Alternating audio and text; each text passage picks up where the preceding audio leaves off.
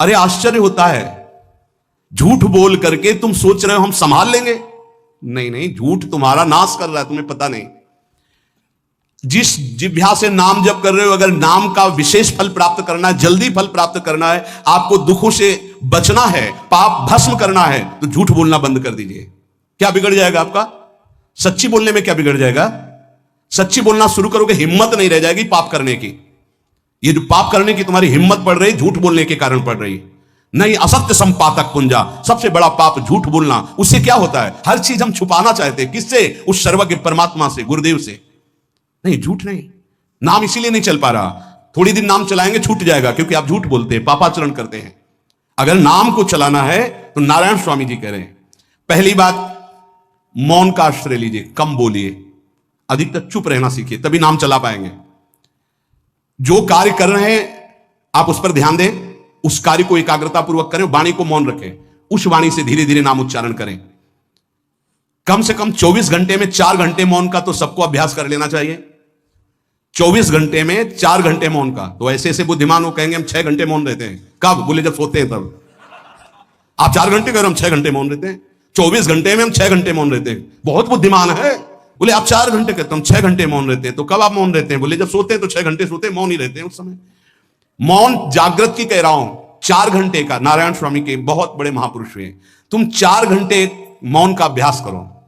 ऐसा निकालो 2 घंटे, 2 घंटे करके 24 घंटे में 4 घंटे मौन। उस समय हम किसी से बात नहीं करेंगे, नाम जप करेंगे।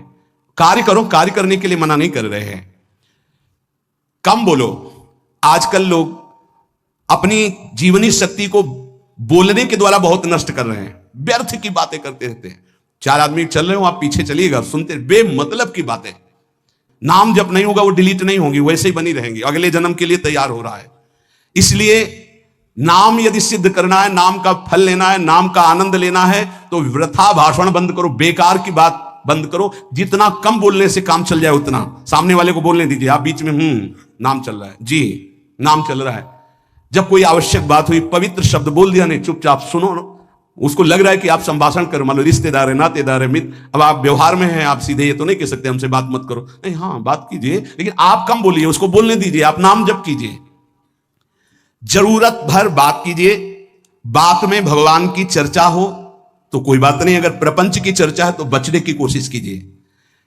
अपने संबंधियों, अपने दोस्तों, अपने व्यवहारियों से व्यवहार, दोस्ती, संबंध शिथिल कीजिए, तभी नाम में प्रीति होगी। अगर ये अब हमारे दोस्त आ गए हैं तो फिर वो दोस्त छूट जाएगा नाम, अब बातें शुरू हो गई प्रपंच की। धन्य है ऐसी बुद्धि जो प्रियजनों से भी संभाषण केवल भगवत वाक्यों का, अन्यथा नहीं। इसीलिए इस मार्ग को वर्ण करना बहुत कठिन है। एक ऐसा तुम्हारा निवास स्थान होना चाहिए अलग, जिसमें अपने रिश्तेदार, नातेदार, व्यवहारियों का प्रवेश ना हो। आपकी शैया अलग होनी चाहिए। अगर नाम जापक नाम सिद्ध करना चाहता है, नाम का फल लेना चाहता है, नाम निरंतर चलाना चाहता है, तो जिस आसन पर आप बैठते हैं उसी में प्रपंची, विषयी, संसारिक वृत्ति वाले बैठेंगे तो भजन की वृत्ति नहीं बन पाएगी।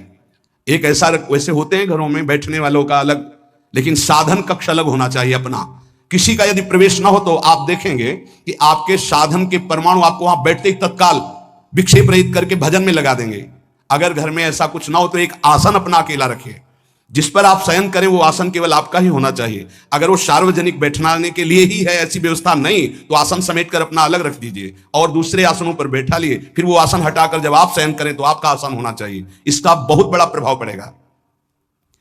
कोई भी ऐसा दृश्य या पुस्तक ना पढ़ें जो वासनात्मक हो और प्रभु के नाम से आपको विमुख कर दे। अखबार आदि, समाचार आदि, ये हमारे चिंतन को नष्ट करते हैं। अगर नाम जब करना है, निरंतर नाम स्मृति बैठालनी है, एक घटना कई मिनट तक विक्षेप देती है। ऐसा हुआ, कैसे लोग हैं, अब उसमें तो समाचार ही हो रहे हैं, सैकड़ों बातें हो रही, पेपर है तो सैकड़ों बातें लिखी हैं, क्या क्या, अब वो सब दिमाग में भर गई। इतना व्यसन है किसी किसी को पेपर पढ़ने का, समाचार पत्र पढ़ने का, कि सुबह होते ही वो विरह में रहते हैं कि पेपर आ जाएगा, आया नहीं, मिला तो ऐसी एकाग्रता से पढ़ते हैं जैसे वेदांत चिंतन करने वाला वेदांत चिंतन। चश्मा लगा, चाय रखी, ठंडी हो रही, उससे मतलब बीच बीच में चाय और चश्मा से और पूरे दिमाग में वही। आप क्या करेगा? जो पढ़ा है उसका चिंतन बनेगा, वही बोला जाएगा। अब जहां चार मिले तो तुम्हें पता है, उत्तर प्रदेश में ये हुआ, मध्य प्रदेश में ये हुआ, चर्चा दिमाग। नाम जापक पूज्य श्री नारायण स्वामी कह रहे हैं। अखबार पढ़ना, दुनिया भर की प्रपंच की जिसमें बातें हैं, ऐसे समाचार, ऐसे टेलीविजन देखना, ये तुम्हारे हृदय में नाम नहीं चलने देंगे, तुम्हारी स्फुरणा को गंदी कर देंगे, बेकार का वक्त खराब होगा। इसलिए अगर आपको पढ़ना ही है तो धार्मिक ग्रंथों को पढ़िए, अपने इष्ट संबंधी ग्रंथों को पढ़िए नाम जपने के लिए। किसी को कभी वचन न दें। पांचवा, बहुत बहुत पॉइंट की बात करें, यदि आपने किसी को वचन दे दिया और पूरा नहीं किया तो भजन का फल वहां जाएगा, ध्यान रखना। यही हमसे सब त्रुटियां होती रहती है अपने लोगों से। जाओ आज से बाद वचन दे दिया, हम ऐसा नहीं करेंगे, नहीं करेंगे चाहे मर जाएं। और अपने लोग ऐसे फिसड्डी हैं कि शाम के वचन देते हैं और सुबह फिसल जाते हैं, 2-4 दिन बोलते बोलते चला फिर फिसल जाते हैं। बोले कसम से आज से ऐसा नहीं करेंगे। तो आप इसको खिलवाड़ ना समझें, आपके सुकृत नष्ट हो रहे हैं, वासना आपके सुकृतों को नष्ट कर रही। दूसरा, जैसे आपने किसी से कहा कि मैं शाम के 5 बजे आ जाऊंगा, तो 5 बजने में 5 मिनट कम होने पर आपको पहुंच जाना चाहिए, 5 मिनट ओवर होने पर नहीं, उसके पहले ही आपको। यह संतों के जीवन में देखा गया है। समय का बहुत बड़ा जीवन में अस्तित्व है। अगर आप किसी को समय दें, फिर उसमें प्रमाद स्थिति नहीं होनी चाहिए। 5 मिनट पहले पहुंचिए। समय दिया है किसी को तो 5 मिनट पहले उसको इंतजार ना करना पड़े। रात को सोते समय नाम जापक उपासक विचार करें, मेरा नाम किन किन कार्यों में छूटा, मेरे से कौन कौन सा पाप हुआ, मैंने कौन सी आज गलती की जो नहीं करना चाहिए, और उसे डायरी में नोट करें। नारायण स्वामी कह रहे हैं दूसरे दिन सावधानी पूर्वक वो गलतियां ना होने पाए जो हमने आज की। जब उपासक सत्य बोलना स्वीकार करता है तो उसके हृदय में डर जागृत हो जाता है। ध्यान रखना, डर ये माया के द्वारा प्रेरित है। अगर व्यापार में सत्य बोलेंगे तो पैसा अधिक नहीं आएगा, अगर हम सत्य बोल दिए तो डांट लगेगी, अगर हम सत्य बोल दिए तो सब लोग जान जाएंगे मैं ऐसा गंदा हूं। सच्ची मानिए, सत्य बोलने का नियम ले लीजिए, आप निष्पाप हो जाएंगे, आप महात्मा बन जाएंगे। अंदर से कोई भी पापाचरण आपके जीवन में नहीं रह जाएगा।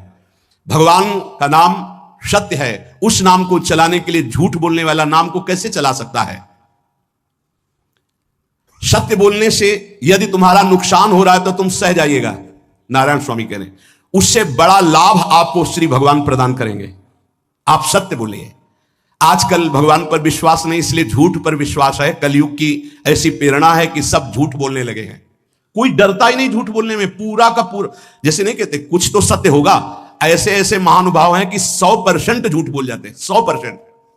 धन्य है मोबाइल जो झूठ बुलाने में बहुत प्रवीण है, बहुत प्रवीण है।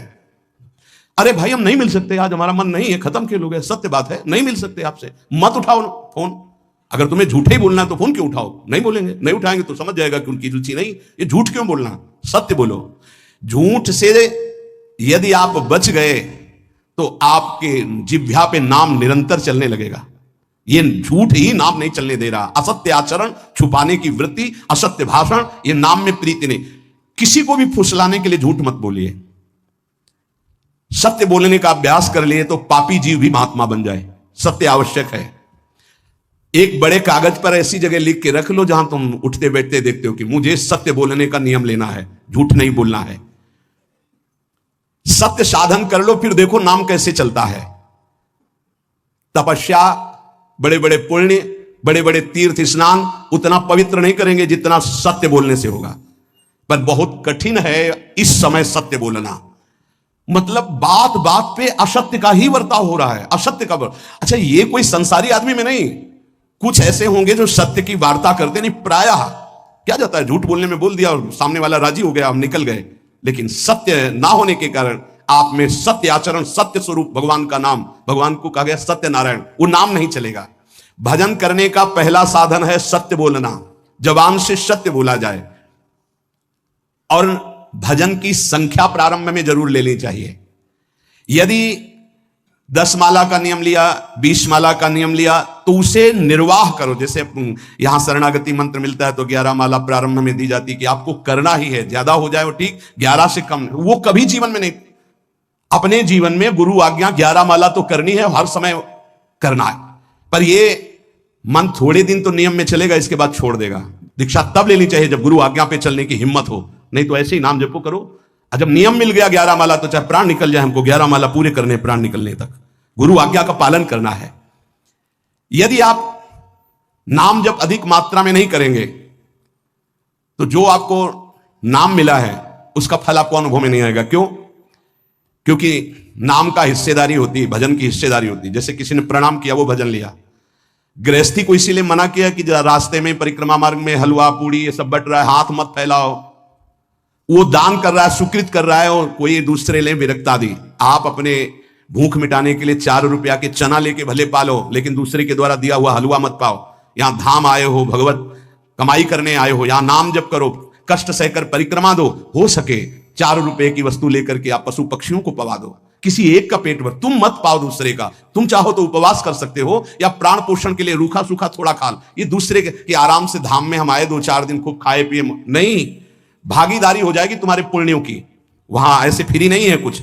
भजन का भागीदार राजा भी होता है, जिसके राज्य में रह रहे हैं। जो अन्न देता है वो भजन का, जो वस्त्र देता है वो भजन। इसीलिए गृहस्थ को कहीं कुछ भी स्वीकार नहीं करना चाहिए।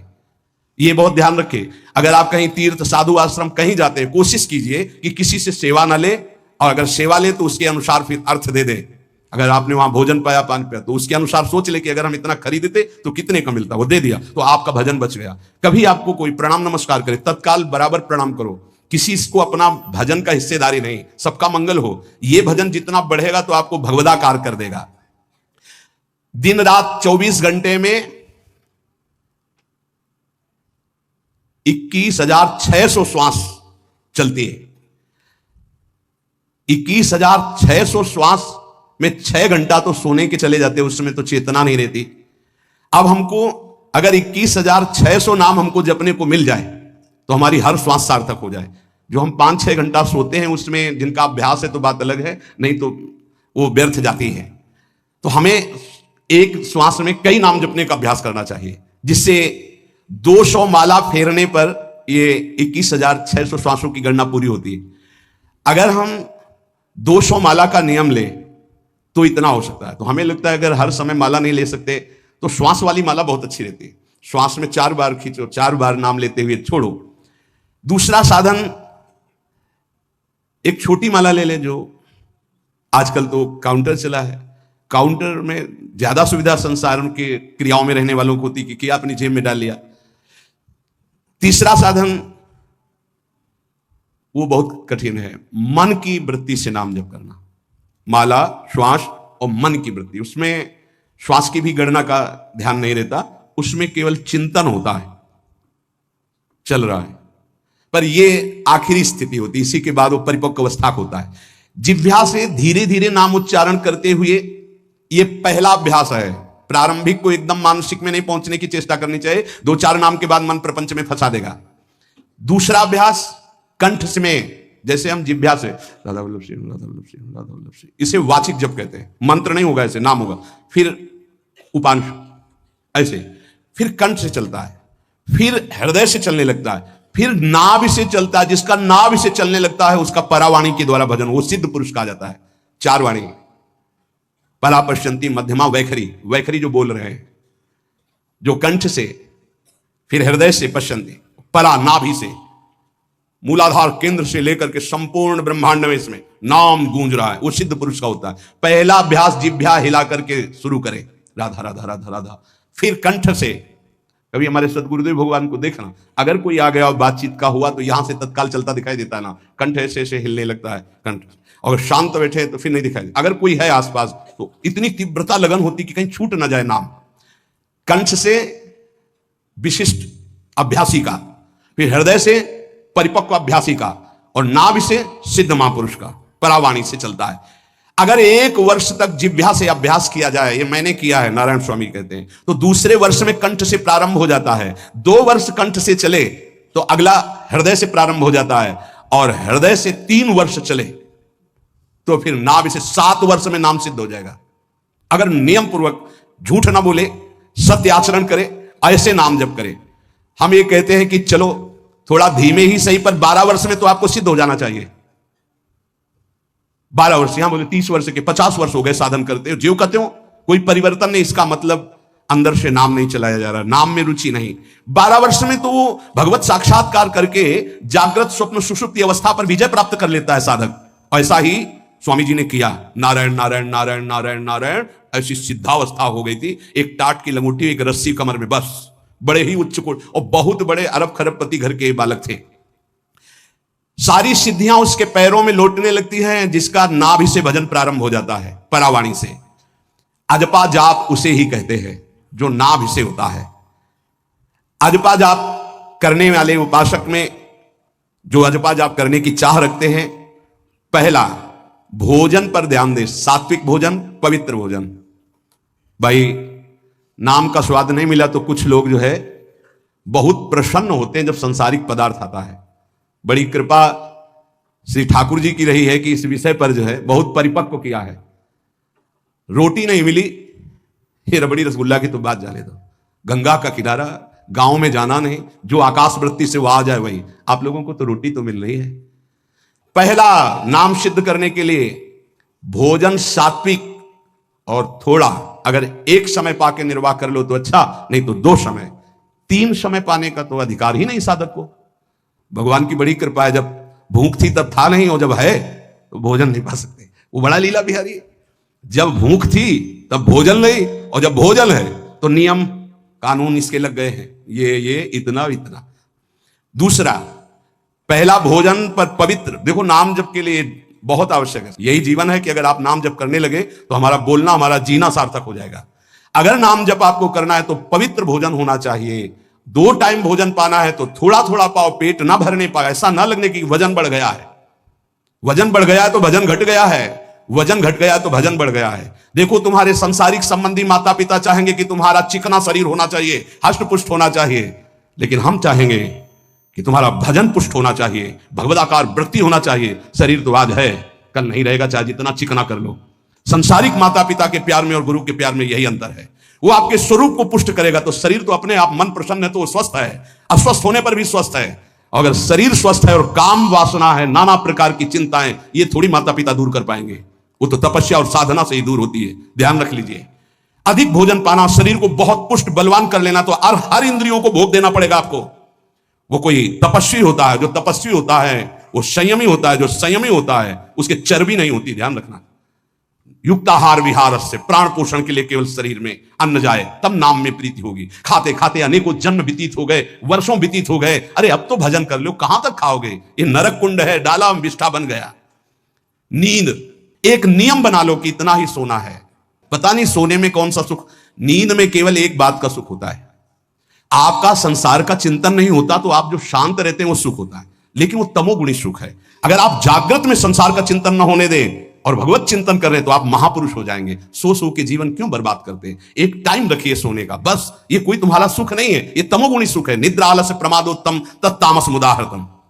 तो एक बात समझ लो, यद तज्ञ विस्मि परिणामे अमृतोपमम। जिसमें विष जैसा शुरुआत में लगता है उसका परिणाम अमृत होता है, और जिसकी शुरुआत अमृत जैसी लगती है उसका परिणाम विष होता है। प्रातःकालीन उठ करके सत्संग में आना विष जैसा लगता है, लेकिन उठ के आ रहे हो तो इसका फल अमृत होगा। ब्रह्म मुहूर्त में सो रहे हैं, जीवन बर्बाद कर रहे हैं, अरे ब्रह्म मुहूर्त में उठिए, स्नान कीजिए और सच्चिदानंद भगवान में चित्त को जोड़िए। ये विष जैसा लगता है, परिणाम अमृत जैसा होता है। तीसरा, 24 घंटे में 1 घंटे का तो एकांतवास करना सीख ही लो, चाहे गृहस्थ हो चाहे कोई भी हो। 1 घंटे हमसे कोई बात नहीं करेगा, अपने दरवाजा बंद, थोड़ा 1 घंटे कोई ऐसा समय निकालो जिसमें चित्त को केवल श्री कृष्ण से जोड़ो, प्रियाजू से जोड़ सको। चौथा, विरक्त साधक, तकिया गद्दा, ये सब चीजें अगर लगा के सोओगे तो नाम जप नहीं होगा। देखो हितधाम में कुशासन और एक ईंट कुशासन के नीचे, सर्दी में ओढ़ने के जो हमारे कंबल थे वो आटे का बोरा बलराम जी लाके देते थे। जीवन को यदि आप कसौटी पे नहीं कसेंगे तो भजन नहीं होने वाला। अब तो शरीर रोग से ग्रसित है, अब चाहे जहां रखो चाहे जैसे रखो, प्रिया जो जाने। जब तक हमें भगवदाकार वृत्ति ना हो जाए तब तक विषयों को स्वीकार नहीं। ऐसे हैं साधक, बड़ा सुख मिलता है। एक ऐसे पड़ा हुआ है आसन, उनके कमरे में जाके देखिए, केवल आसन ही है। कितने ऐसे साधक राधा के कुंज में रहते जिनकी चटाई केवल है, न तकिया है, न गद्दा है, न कुछ। उसी चटाई को ऐसे खड़ा कर दिया, बिछा लिया, बस उसी में पड़े, भोजन मिला पा लिया, ऐसे रह रहे हैं। कमरे में देखो जाके तो ऐसा लगेगा कि इसमें कोई रहता ही नहीं, कुछ है नहीं, केवल चटाई है। तकिया गद्दा विशेष विलासिता की वस्तुएं तो नाम जप नहीं होने वाला, ध्यान रखना। जहां पड़े आराम से नींद आ जाएगी, सो जाएंगे, और जब तो नींद उतनी आएगी जितनी आवश्यकता है। भजन का खजाना तिजोरी में रखें, कभी किसी से बताएं नहीं कि आपका भजन कितने माला कितना होता है। पूज्य नारायण स्वामी जी कह रहे हैं भजन को खजाने में रखने का मतलब है लूटने वाले डाकू माया भेजती है, काम क्रोध लोभ मोह मद मत्सर आदि, और